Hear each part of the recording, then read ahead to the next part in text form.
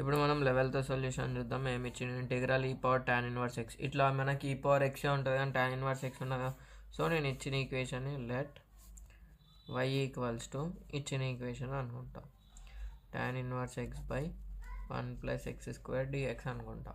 అయిపోయింది కదా. సో ఇక్కడ నేను ఏం చేస్తా, put tan inverse x equals to t, differentiate on both side with respect to x అనుకుంటా. అప్పుడు ఏమవుతుంది, 1/1 plus x square dx equals to, sorry dx కాబట్టి ఇది d by dx of tan inverse X వచ్చేసి 1/1 plus x square d by dx of t ఎంత, dt by dx. ఈ డిఎక్స్ని ఇటు పంపించేద్దాం, డిటీ అయిపోతుంది.